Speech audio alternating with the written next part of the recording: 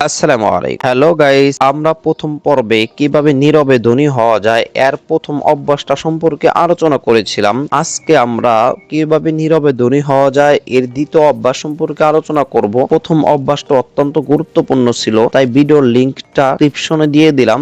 আসুন তাহলে শুরু করা যাক। নীরবে ধনী হওয়ার অভ্যাসটা হলো জ্ঞানে বিনিয়োগ করা। যারা নীরবে ধনী হন তারা শুধুমাত্র চাকরির আয়ের উপরেই সন্তুষ্ট থাকেন না, তারা জ্ঞানে বিনিয়োগ করেন।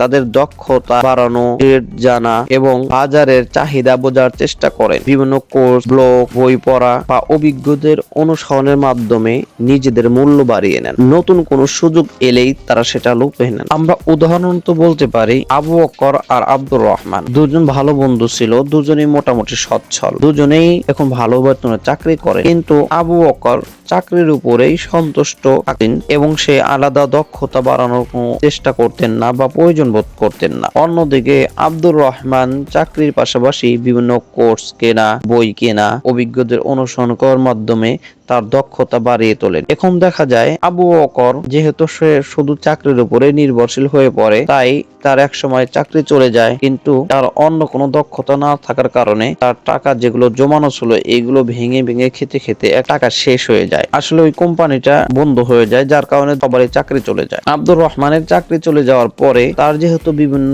সম্পর্কে অভিজ্ঞতা আছে, দক্ষতা আছে, তাই তার জমানো টাকাগুলো সে সঠিক জায়গায় ইনভেস্ট করার মাধ্যমে তার সম্পদ বাড়িয়ে তুলতে থাকে। এক পর্যায়ে আব্দুর রহমান বিভিন্ন দক্ষতার কারণে সঠিক জায়গায় টাকা ইনভেস্ট করা এবং নিজের দক্ষতার কারণে নতুন জায়গায় চাকরি হওয়া উভয়টা হয়ে যায়। অন্যদিকে আবু বকর যেহেতু তার দক্ষতা ছিল না, তাই সে এখন চাকরির জন্য ঘুরতে থাকে, কিন্তু চাকরিও পাচ্ছিল না। পাশাপাশি তার যে টাকা পয়সাগুলো ছিল সঠিক জায়গায় ইনভেস্ট করবে সে অভিজ্ঞতাও না থাকার কারণে সে টাকাগুলো আস্তে আস্তে খেয়ে খরচ করে ফেলতে থাকে, যার কারণে আবু বকর গরিব হয়ে যায় আর এদিকে তার বন্ধু আব্দুর রহমান ধনী হয়ে যায়। সুতরাং আমাদের চাকরি অথবা ব্যবসা বাণিজ্যের পাশাপাশি জ্ঞানে ইনভেস্ট করতে হবে।